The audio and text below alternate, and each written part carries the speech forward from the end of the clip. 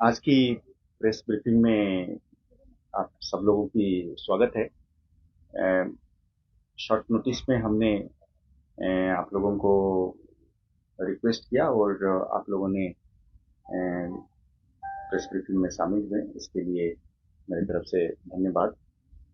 अ, आज की press briefing में हमने एक इम्पोर्टेंट सिक्योरिटी डेवलपमेंट, एक स्टेप जिसको हमने उचित समझा कि पब्लिक डोमेन में लाया जाए, वो ये है कि हम सब लोगों को जैसे पता है कि ड्रोन की जो चैलेंज है, ड्रोन के जरिए पिछले दिनों में बहुत भारी मात्रा में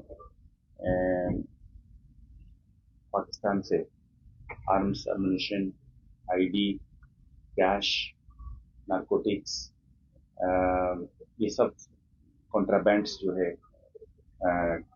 आया है और उसके एक चैलेंज एक नेशनल लेवल की एक सिक्योरिटी थ्रेट बन के उभर रहा है या उभर रहा था। अभी भी वो चैलेंज जारी है। उस सिलसिले में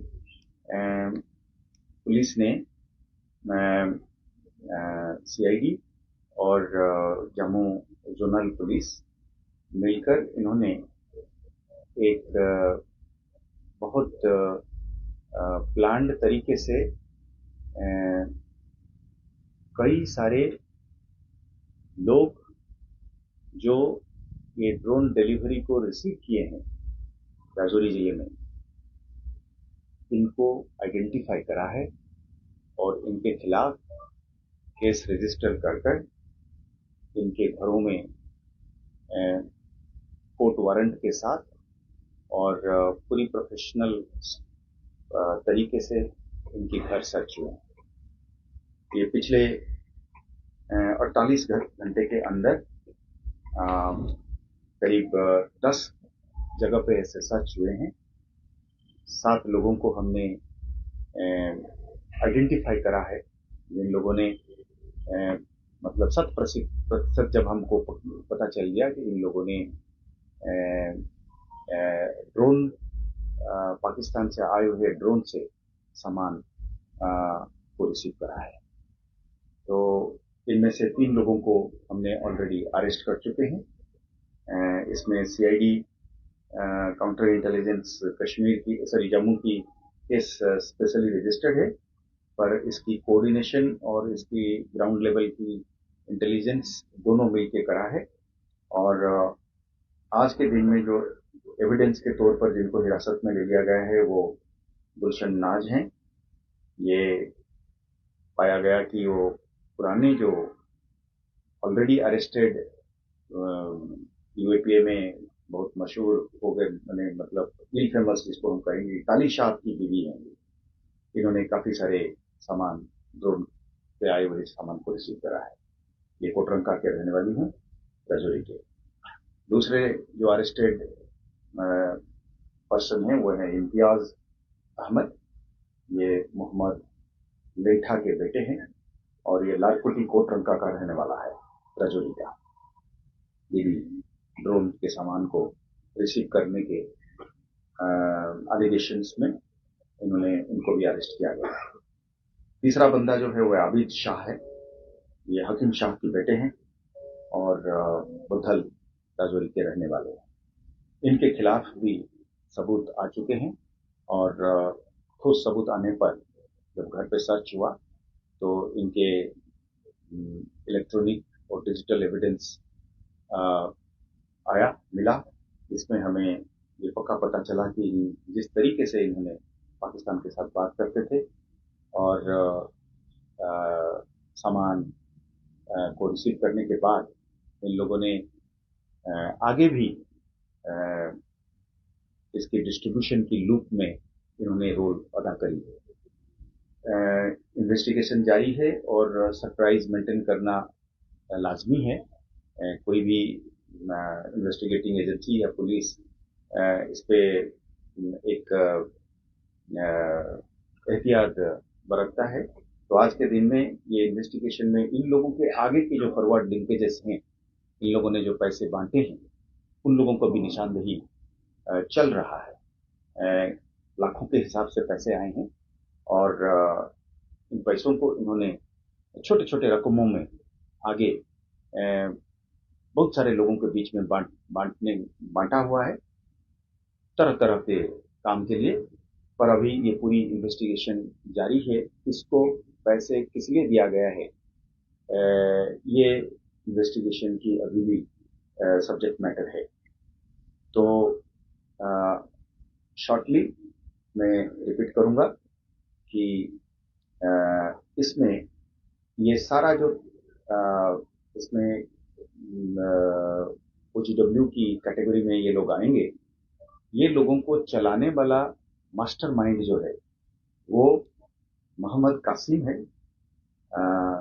अलियास सलमान, अलियास सुलेमान, इसी तरीके के नाम से जाना जाता है। ये अंद्राला माहौर का रहने वाला है और आज के दिन में पाकिस्तान में बसता है और UAPA की कानून के तहत गवर्नमेंट ऑफ इंडिया ने इसको ऑलरेडी डेजिग्नेटेड टेररिस्ट के तौर पे करार दिया है। और कल ही हमने कासिम के नाम से 10 लाख रुपए की रिवार्ड रखा हुआ है कि इसके सारे करतूत के बारे में और इसके साथ तमाम लोग जो मुलव्वस है इसकी नेट में, क्योंकि ये एक मास्टरमाइंड के तौर पे उभर के आ रहा है कि राजौरी और पुंछ में भारी पैमाने पे हथियार भेजना, गोला बारूद भेजना, पैसे भेजने, कैश भेजने, नारकोटिक्स, इस सब की जो है नेटवर्किंग कासिम ने चला रखा है। और उसके आगे जो बंदे हैं वो भी दो तरीके के हैं। एक A लेवल के OGWs हैं, फिर आगे इन लोगों ने फिर और बनाते हैं उनके आगे फॉरवर्ड लिंकेजेस के नाम से, जिसको हम कहते हैं। तो LET का लीडर है मोहम्मद कासिम और उसका नाम बहुत सारे प्रीवियस टेरर इंसिडेंट्स में रिफ्लेक्ट हो चुका है। जो पिलीग्रिम्स की बस में जो ब्लास्ट हुआ था कटरा में, इसमें मास्टरमाइंड मोहम्मद कासिम था। उसी की भेजे गए आईडी से ये ब्लास्ट हुआ था। जो नरवाल में ब्लास्ट हुआ था पिछले दिनों में, वो भी कासिम की प्लानिंग और एग्जीक्यूशन थी। और अभी भी वो लगातार इलाके में वल्नरेबल यंग पर्सन्स को, नौजवान लोगों को बरगला के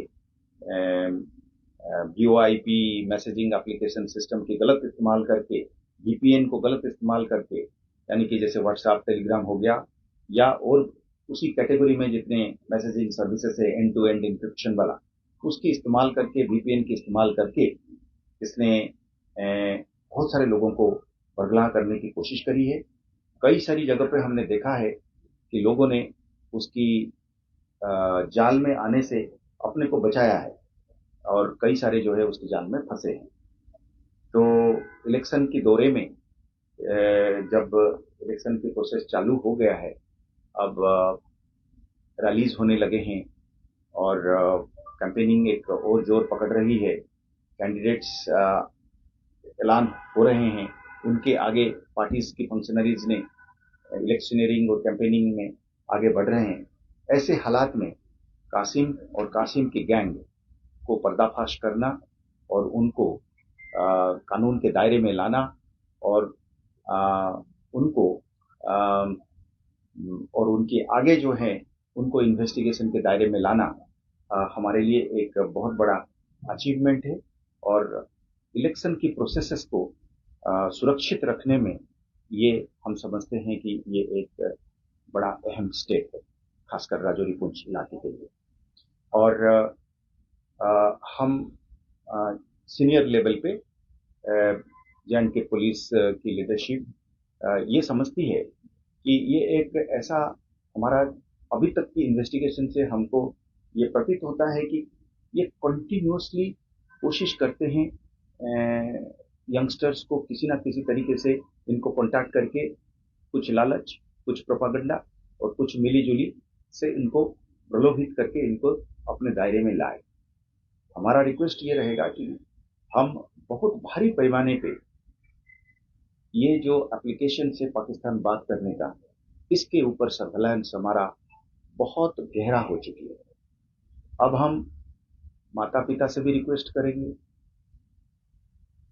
टीचर्स और जो गार्जियंस हैं या मोहल्लेदार हैं, कम्युनिटी के लीडर्स हैं, इन सब से हमारा गुजारिश रहेगा कि एक मुहिम के तौर पर, एक पैगाम के तौर पर एक मैसेज फैलाया जाए कि साहब बाहर इस तरीके से बात करके उनका चुंगल में फंसने का मतलब वो कानून के दायरे में आएंगे, आज नहीं तो कल वो पकड़े जाएंगे। जैसे अभी भी कई बार मेरे सीनियर साथियों ने कहा कि सर क्या एक अमनेस्टी के तौर पे हम ऐलान कर सकते हैं, कानून क्या हमें इजाजत देगी कि जो लोग आगे इनसे पैसे लिए हैं वो खुद हाथ खड़े करके सामने आ जाए, क्योंकि वैसे तो हमको पता चल ही रहा है।